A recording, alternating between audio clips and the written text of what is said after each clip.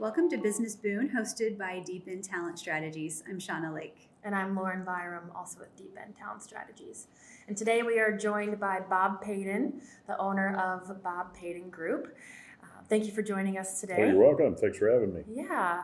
And today we're going to talk about how businesses think about exit strategies. So before we dive in, we ask all of our audience members this. So if your life were a movie, what would the title be? I really struggled with this one. Because at first I read it as find a movie title versus, right? So my first thought was Band of Brothers. Oh, so, interesting. Which I can't take because somebody already took it, right? So I ended up with Quiet Warrior. Quiet Warrior. Yeah. How so? How so? I call it, as you know me well enough, I'm not Mr. Extrovert, so I don't talk too much, I don't think, right? I'm not that far. But I find, both for, I'll call it my family, my clients, my business, and my friends, that I think I fight for them in whatever way that is. But I don't make a big deal out of it. I try not to. And so that's where I ended up. So I thought, why not? I like it. I like it too. And in the years I've known you, I would agree. Is that fair? Okay. I like that's good. it. Yeah. I like it. I support that. Nice. And I'd watch that movie. Yes. Thanks, Bob. Band of Brothers is my favorite movie anyway. So, can't go wrong with that. Yeah. So. I shed a tear though. Yeah. Yes, a lot. Yeah. I'm excited and I've been looking forward to this topic about business exit strategies. Before we dive into that though, can you tell our audience a little bit more about you and your background and then Business Paden Group? Sure. A couple of things. I call it a long-time corporate weenie, I call it, right? Spent a lot of time in the corporate space and learned after 20 plus years of that may not be my best place. Did a lot of great things. I was an aerospace guy here locally out of Rolls-Royce for 20 years, but quickly kind of came to the conclusion that wasn't going to be my long-term future. So at 40 years old, I decided to go on my own, having no idea what that world was like. And so became a consultant, hung the shingle like everybody talks about, and then spent the next 3 years really figuring out what that meant. But did well, right? It was a really neat experience that ended up honestly taking me overseas. So I spent about a year and a half in Australia, who was a client, and then eventually became my employer, which happens a lot in that world, right? Long story short, came back, worked for Cummins for a little bit in the power gen market, and then ended up opening up an engineering office for a company called Quest Global. So I had their full P&L, 70 engineers hired from scratch, offshored another 70 in Bangalore, India. But again, reminded myself why in the world did I sign up for a corporate job. And then went back out on my own, ran a supply chain and engineering firm for about 2.5 years.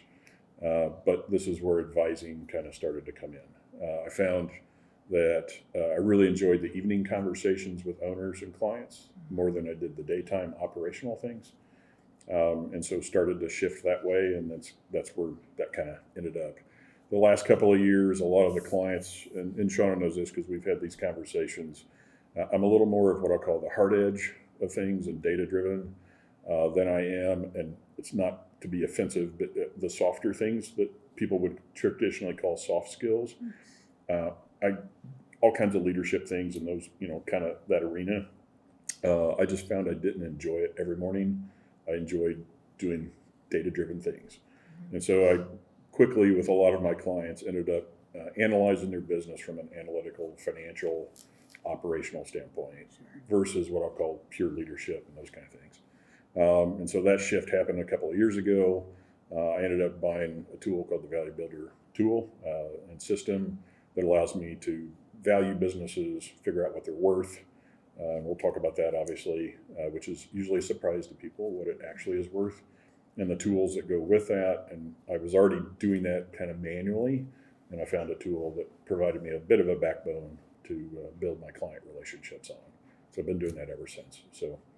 And I serve small and medium-sized businesses, typically in the $1 million to $15 million top-line revenue size. So, but all shapes and sizes: white-collar professional, blue-collar dirty jobs, micro type businesses, both. So that's awesome. Me. Thanks. And I'll just, I'll throw in, I'm not sure I actually fully appreciated at the time and thanked you for the opportunity to do the Value Builder. Yes. I was nervous. Of course you were. When you gave me that opportunity, because Sure. I thought as a very young company, Mhm. it surely would be like zero. Correct. But It wasn't. It wasn't. Yes. And it was very helpful insights. And so I really appreciated that. Yeah, That was good. That was very helpful. We hope everybody does that, Yeah. right? Yeah, Because, absolutely. I mean, that's where you start, is just a benchmark, right? Where are you at our baseline? Hopefully it's reality, right? We want it to be real. And sometimes, as you know, owners, just as you described, they're really afraid down deep of what they probably already know, maybe, right? That the answer is not quite what they want it to be. Mm-hmm. And that all, just like every other assessment, you do it in HR, right? You're trying to figure out that baseline, where they're at compared to where they think they are, and try and change that gap, fill that gap. Absolutely.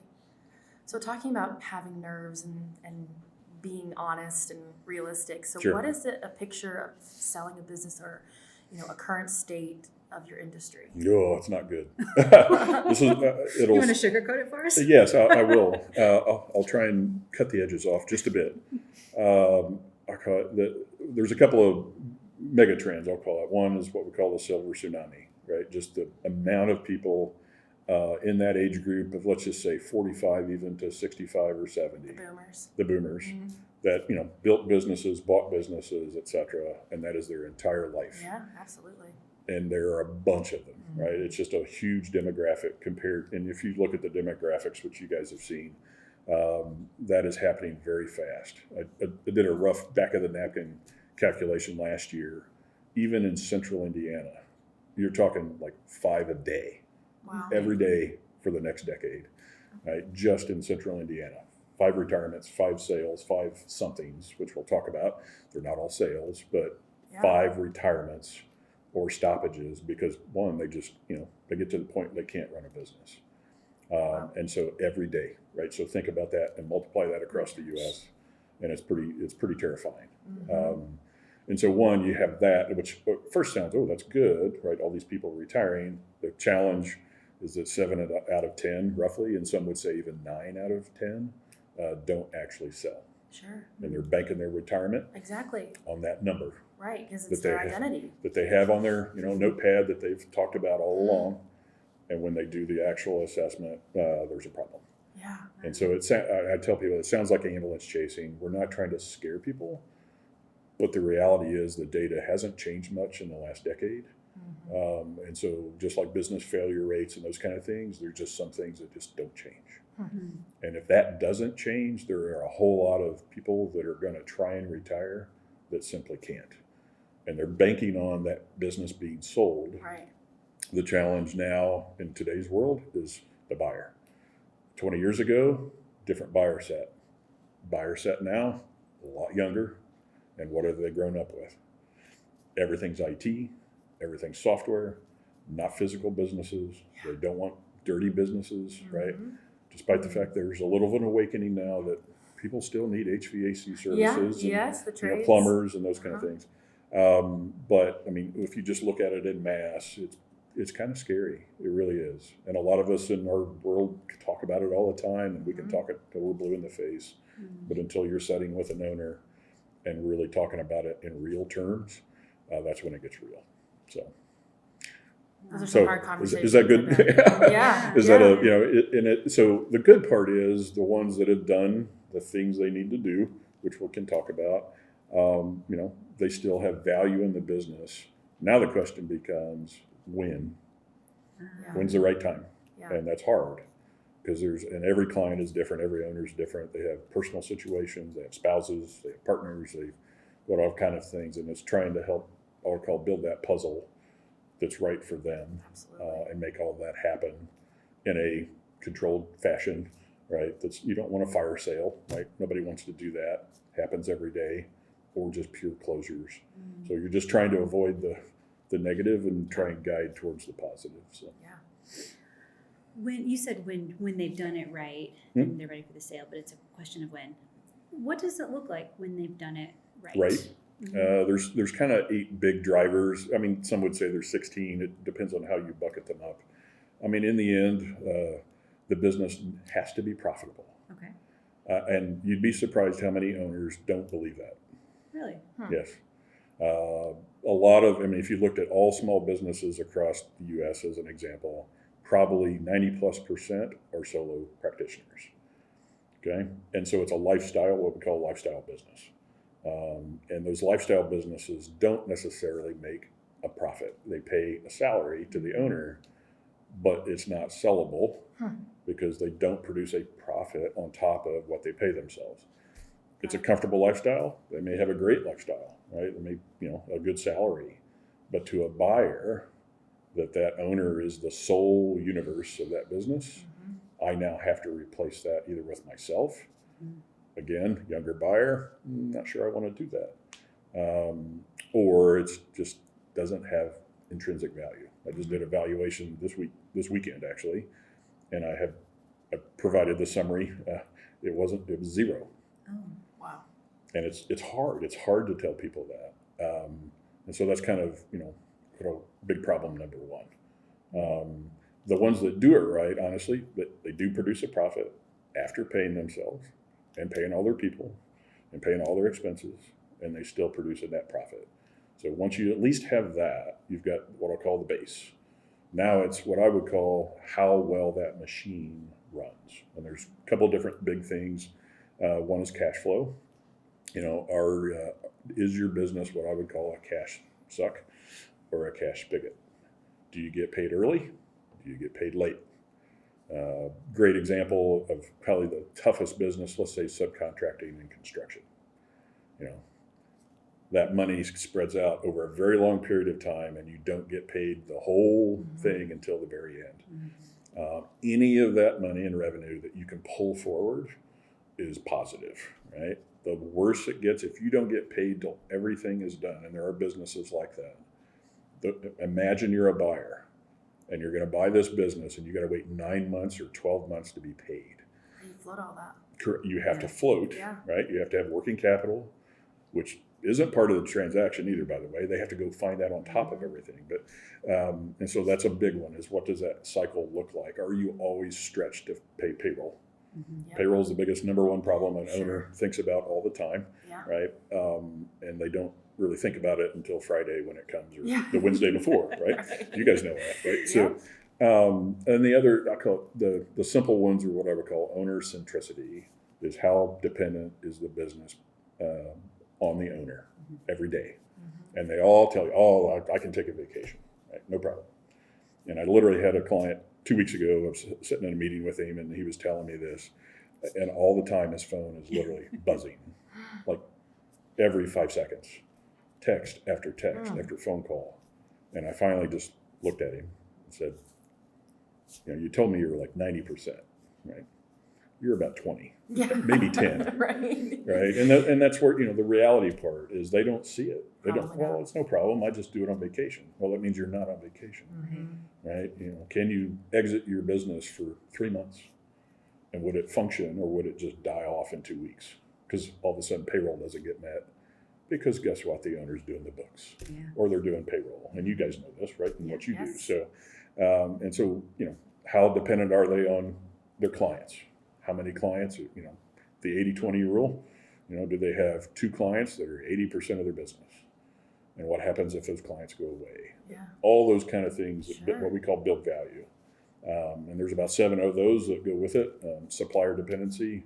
I got a great business, I'm cranking along, but I have one supplier, and their supply disappears. Imagine that during COVID. Shipping from China.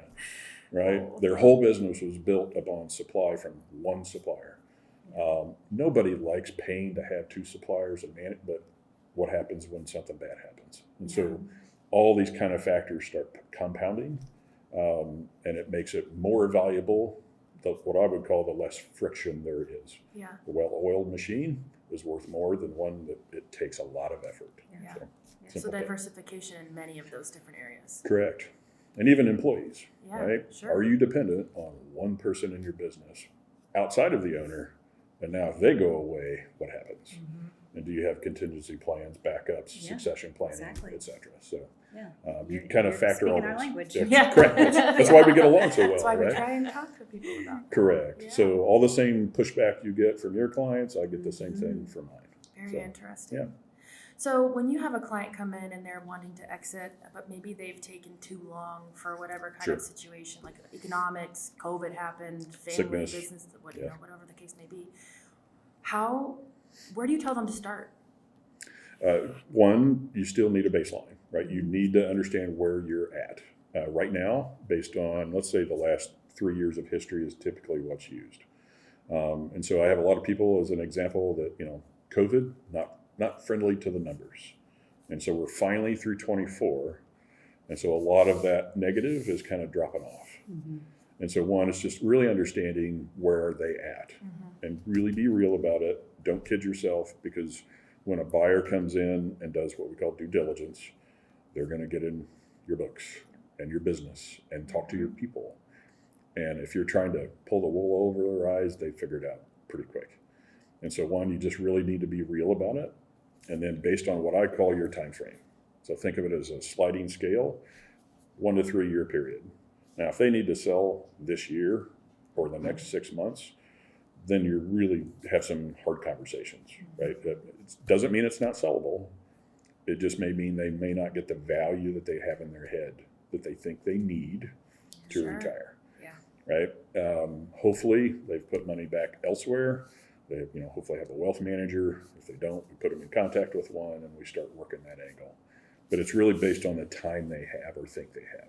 Okay. And even that has risk, right? So now we've got a client right now that is up there in age and his personal health is already declining and he probably needs to sell in the next year or two. I would even say this year. Whether he will or not is up to him, right? Because once you pull that trigger, there's a lot of things that start happening. And it's not that you can't stop it, but you don't want to kind of start that process and stop. One, you're incurring a fair amount of capital expense, and fees, lawyer fees, my fee, everybody else's fees, right? That just happens, even HR fees. Of cleaning things up, and hopefully that cleanup isn't disastrous. Yes. So, and we use the equation of your house as an example. When you sell your house, you kind of clean it up. Right? You kind of get rid of your stuff, correct? Yes. And there's very similar to that. Can we help the owner detach as fast as possible because it's their baby and they are attached? Yeah. And so there's a lot of things to kind of figure out in that regard of, again, how much time do we have? And if we don't have much, there's just some realities. Your choices are more limited. You can't spend time building value because a lot of these things, like cash flow is an example, you can't change that tomorrow. That may take 2 years to change that over this, the type of business that you have.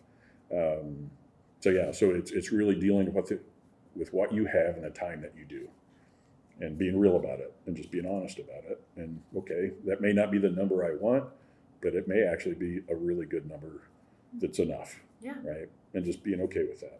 So. And I suppose you're there to help advise, like that is a good number, or we could hold out for we could, and better offer. That's always the question, now or later. What I try and do is I talk to all their advisors. So it could be their lawyer, it could be their accountant. The accountant knows all the, well, you'd be surprised. Most accountants know. But I mean, they know the reality of what's happening. And so I kind of do we called it Deal Team 6, right? It's put these people together. They may have never talked to each other and say, okay, we're going to talk about your owner comprehensively and understand where they're at and what you see, and they don't always talk.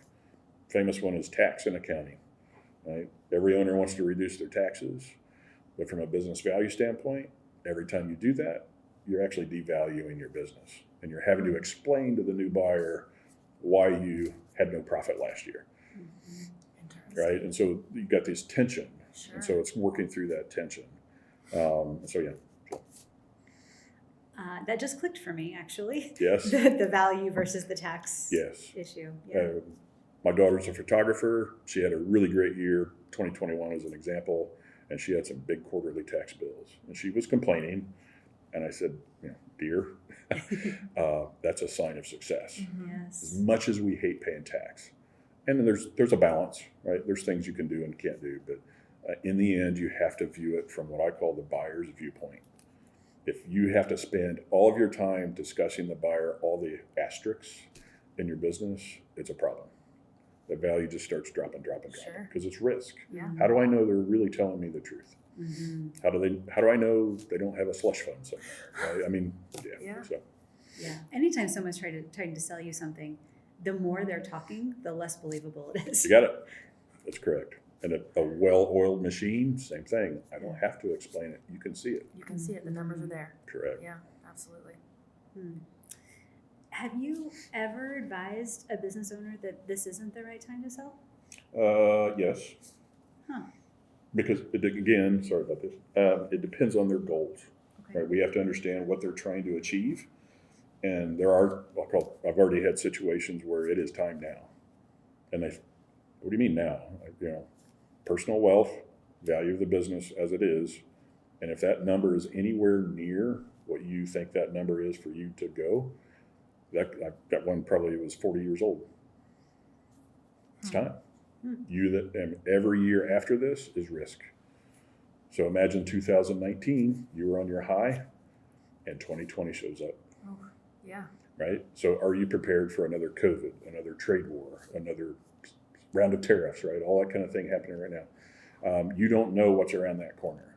So you really do need to evaluate that timing, even if it feels wrong.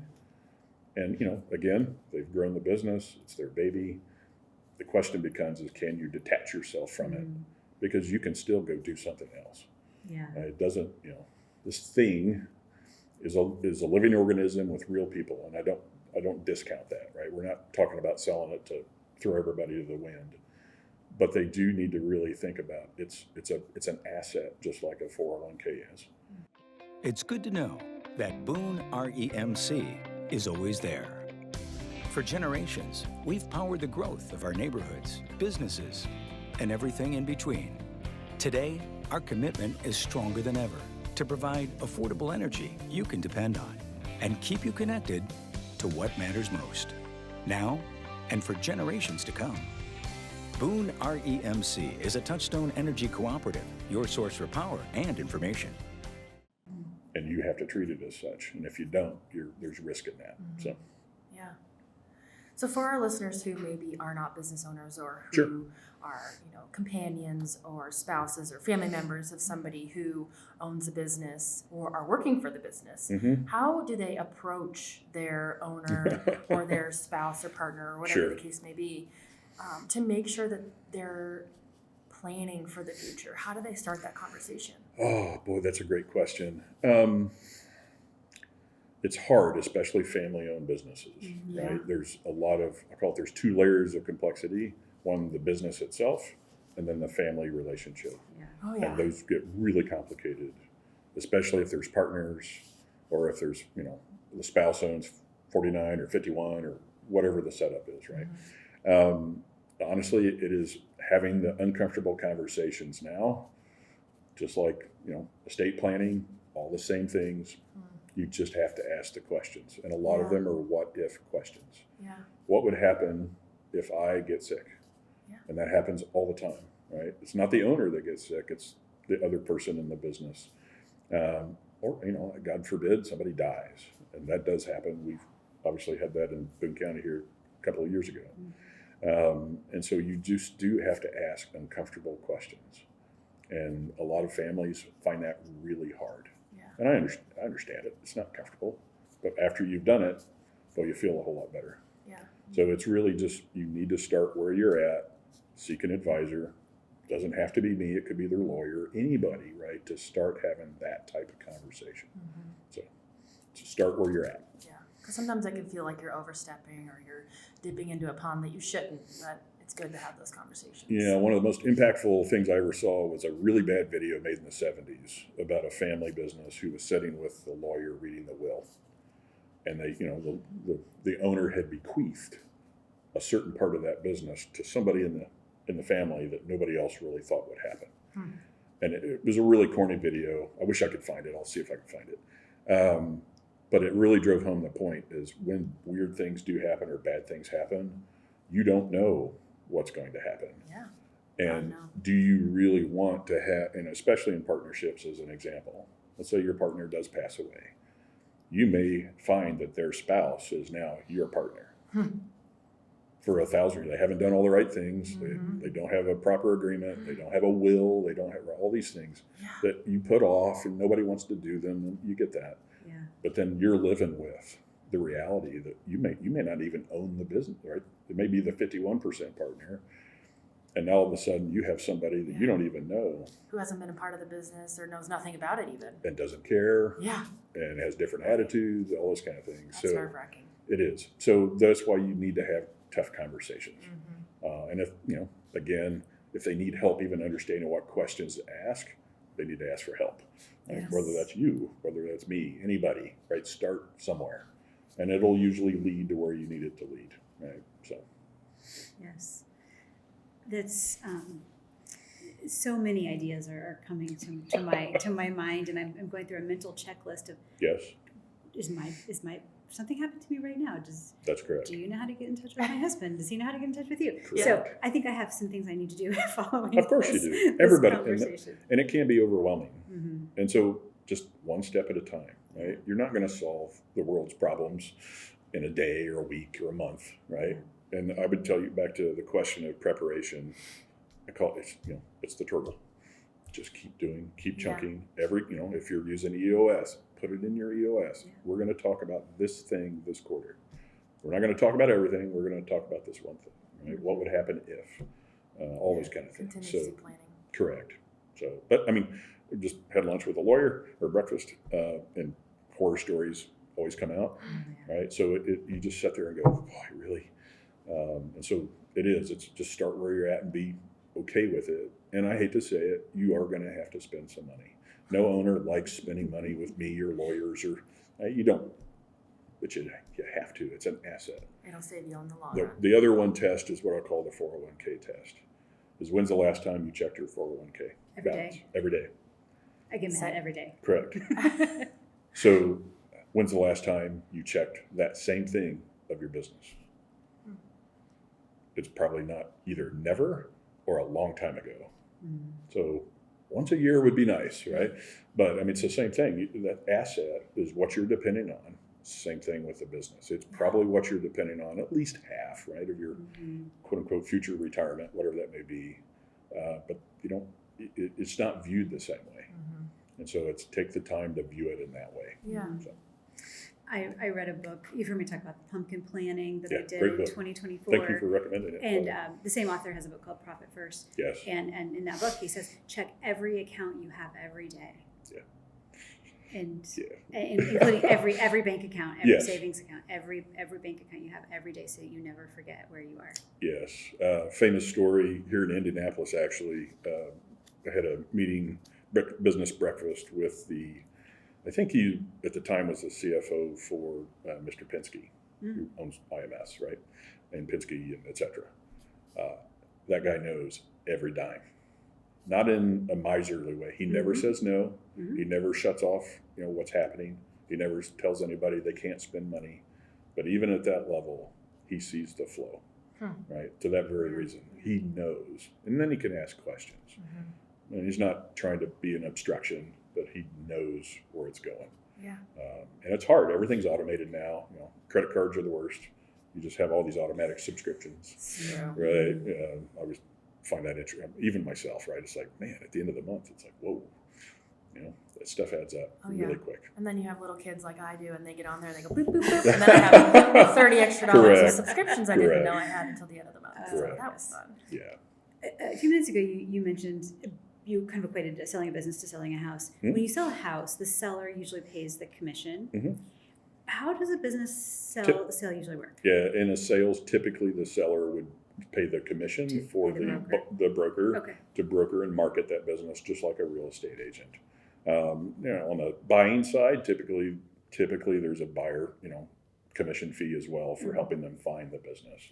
The interaction between the two brokers, that's a whole different animal in some ways, right? So, but yeah, they do. I mean, that's how we make a living. We're going to we're going to invest in them and one, sorting out their mess, because there's always a mess. Yes. And then truly marketing their business to both what I would call known buyers and unknown buyers, right?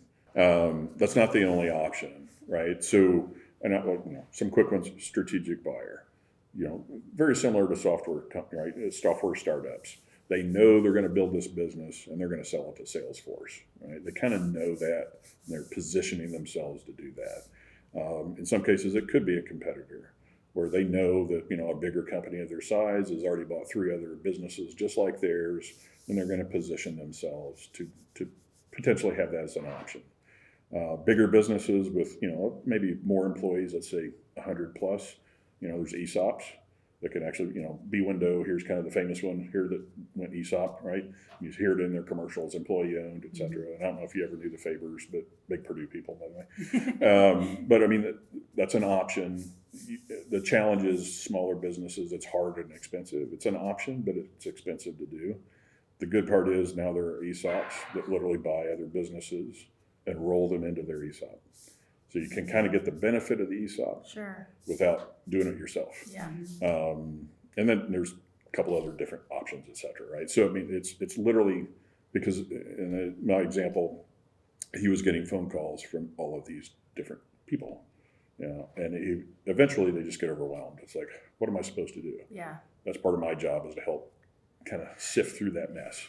Because it can get overwhelming because they're still trying to run their business. Mm-hmm. But yet, and that's probably the other big thing to think about for an owner is when they do go down this path, they're going to be spending a lot of time in this space, not running their business. Yeah. So if they are running their business every day, that's a problem. Yes. And so they literally kind of go back and forth.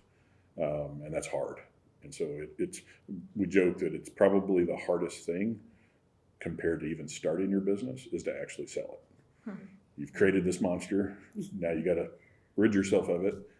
And it's hard, right? And it just doesn't happen automatically as much as we'd love it to. Hey, some buyer's just going to show up today and out the door and make my life wonderful, right? Not likely. Right? Wow.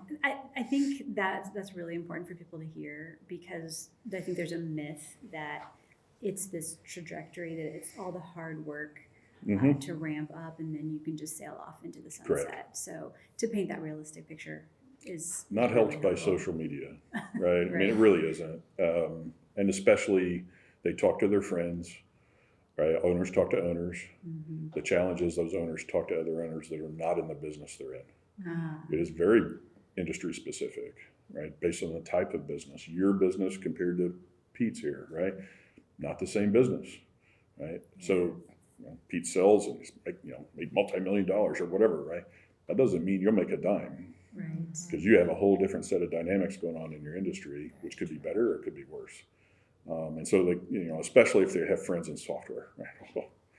I got an 8x multiple, right, or a 10x multiple. We'll talk about multiples if you want, but that doesn't. Most brick and mortar, regular Main Street businesses will never see an 8x, right? They just won't. They have too much overhead and too much risk and all those kind of things. Yes. So. And I think, everybody's, at least speaking for myself, everybody's motivations are probably different as they think about exiting. Correct. Business. Everybody exits. That's another axiom is you're going to exit whether you want to or not. And so I'd rather you plan it than not. But yes, everybody's goals are so different. That's actually what I enjoy about it, is trying to figure out that puzzle. Because some, their spouses work, or they're a surgeon or whatever, and they have different goals and different things that they want to achieve. And sometimes that's an exit without exiting, right? You can sell a part of the business. You don't have to sell all of it. Yeah. It's a little messier, but it's an option, right? Maybe you just want it for, to hang on for another 10 years, but you're not the majority partner or the majority owner. That's all possible. You just have to decide what your goals are. It's helping kind of understand those options, and they're all different. It's shocking. It really is. I feel like we're going to need to have a part 2 of this discussion of course, sure. with some case studies, sure, maybe, sure. or like maybe we got tons of them. Maybe there's one that was like a good one, one that went exactly as planned, and maybe one that didn't. I'll be honest, I'm not sure there's one that would go exactly as planned. Right? That may be a Nothing lofty ever goal. does. Yeah. Right? Because it is complex, right? There's so many moving parts. Yeah. And that's the challenge. You are balancing literally the operational of your business today while the process is happening without obviously, you may be selling the business, your employees don't know, you may want them to know, but you can't tell them. And there's all kinds of challenges. Well enough, you're in the middle of a sale and COVID happens. Yeah. That's happened. What do you do, right? Do you go ahead and finish and hope for the best, which some did, right? Because now they don't have to worry about on the upswing. Or do you hold? And a lot of people held, right? As you can imagine, everybody kind of puckered up, bunkered down, and they've built the last 3 or 4 years now to get out of that hole. And so now there is a bit of a push. You can feel it, right? A lot of us talk to each other, and there's a pretty big push at people that put that off. The challenge is they have 2020 and 21 to kind of deal with. So yeah. But yes, we can have a follow-up for sure. Yeah. There's always a follow-up. I think that might be helpful. Sure. But before we wrap up, we always like to end by asking people what they know now that they wish they had known earlier in their career. Yes, you told me that question. I mean, I teach at Purdue, so I get to actually tell students kind of this whole thing. And I literally told them this yesterday. What you think you're going to do and what you think your business life may be, it won't be that.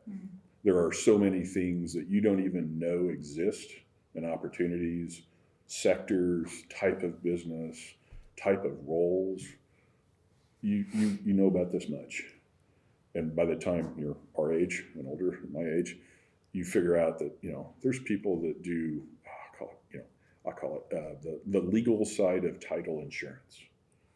There's a whole industry out here that does, I don't even know it existed. Yeah. There's insurance for banks, right? They sell them insurance. And you're sitting there going, I've never thought of it, right? And so that's probably, my worldview at that, graduation point was pretty small. And just know that you may find a whole different world if you just go look. Sure. It's just hard because you don't know it exists. So the more that you can network, understand what other people do, ask them questions, and figure out those things that are so odd that you go, I've never guessed that exists in 1,000 years. And that's probably, if I had to look back, I wish I'd have had somebody to kind of help me with that. Yeah. So, yeah. Well, thank you for that. Oh, you're welcome. Yeah. So how can our listeners get in touch with you? Well, it's really easy. BobPaden.com or BobPadenGroup.com. LinkedIn, obviously. I'm not on Facebook and Twitter. I gave that up. But yeah, phone numbers on the website and those kind of things. Or they just come and have coffee at Rosie's in Zionsville. There you go. Yeah.